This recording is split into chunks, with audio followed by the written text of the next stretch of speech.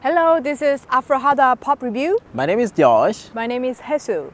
And we are here with a very special film. Which film are we looking at today? It's called Goodbye Julia, directed by Mohamed Kordofani. تختاري تكذبي دايما يا بدل ما تقولي الحقيقة. ما دايما الناس بتحب تسمع الحقيقة.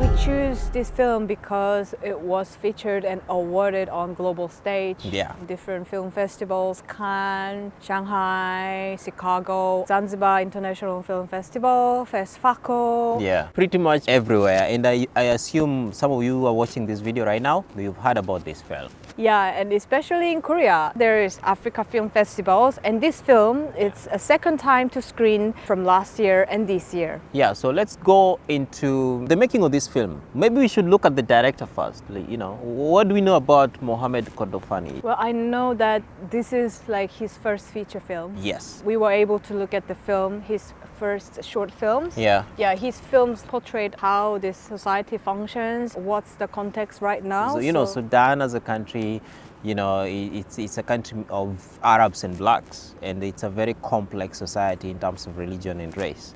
And I think his works kind of explores those kind of difficulties and relationships. The film background is 2005, which is before these referendums, and then where these conflicts gets very extreme and people start like hating each other. So this film's really like it's kind of portrays foreshadowing, you these, know, backgrounds and how these people think about each other, how they hate each other. Yeah, these differences are real, and we all know that differences in terms of religion, race, they always complicate creation of a national identity, and I think Sudan found itself in that kind of dilemma. And another thing, you know, some of the resources that, like oil, for instance, which there's a lot of that in the southern part of the country, some of the southerners felt like those resources were being used to develop the north. So they constantly feel that this is not right, this is not right.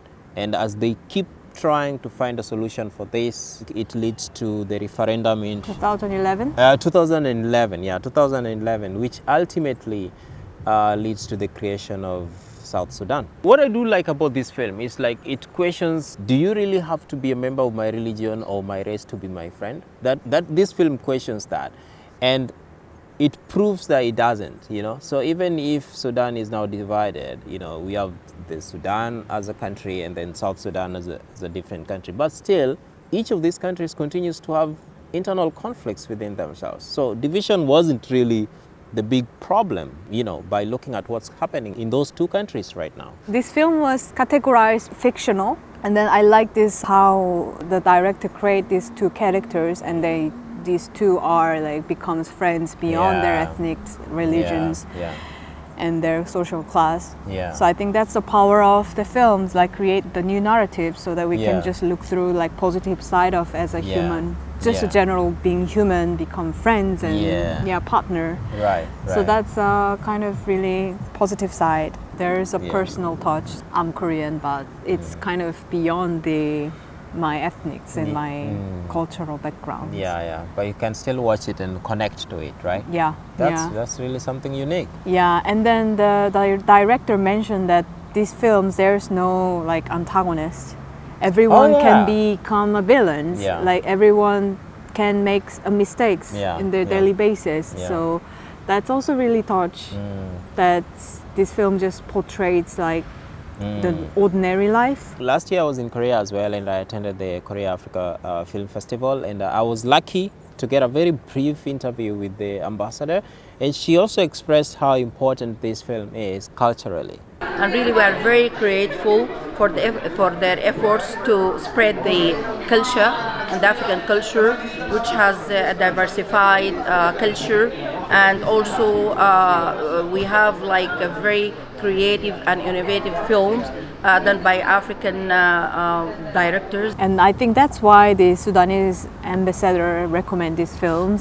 As a Korean, what do you think would be, you know, one beneficial thing of this film screening in Korea?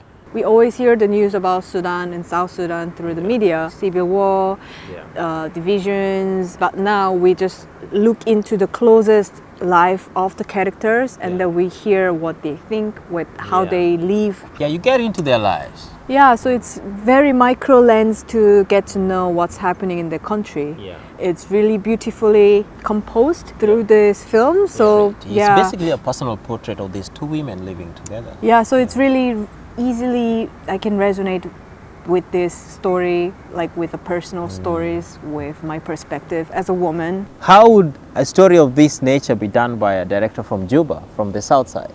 You know, so I'm also curious about that. Yeah. You know, would it be different? Would it be the same? But yeah, I guess it's just like a platform whereby I think what we are trying to say is we need more of these coming from every part. In this case, Sudan, you know, more of these kind of perspectives. Yeah, the more perspectives, the better. Yeah. That's true.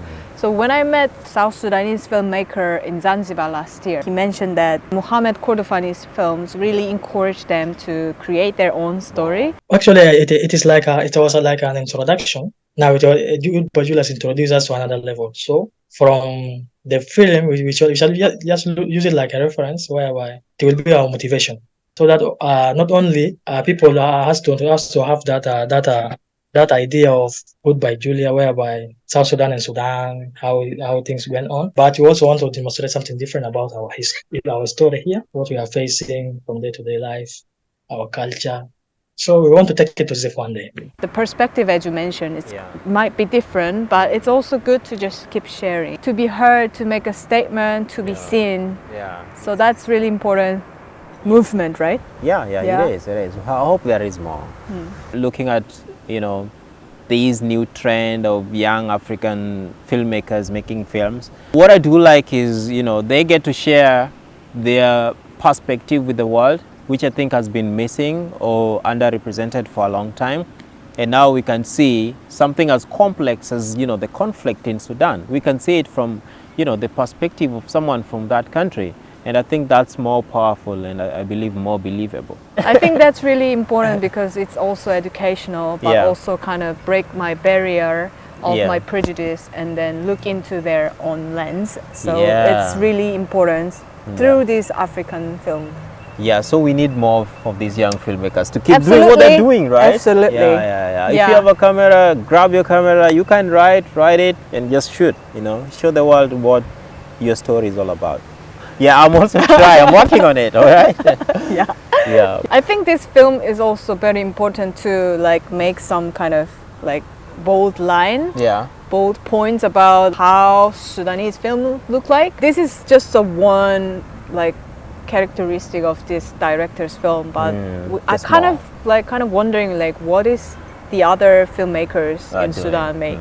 Yeah. So I think it's really fun to know different styles of films, directors. That might exist in Sudan. Right? Yeah, and what's different Sudanese film, South Sudanese film from Kenyan film, Egyptian film. Other so countries. that's more exciting to just explore new film. Yeah. So to our subscribers who are in Korea, Yeah. I have a recommendation film which is also screening during this Africa Film Festival. Yes. It's called Omen, directed by Belgian rapper and director Baloji. Yeah. The brief synopsis is this Belgian Congolese descendant brings his girlfriend to his families in Congo to meet his family, and there is superstitions and protagonist try to reveal the secret of his like Congolese culture. Yeah. There's 4 characters actually, I realized. These 4 characters are interweaving each other as times goes by because they have different chapters. And what I really like is he really like visually expressed very well. The stage and costumes and the music is really good. So I really recommend this film. Okay, so for guys in Korea, you heard it.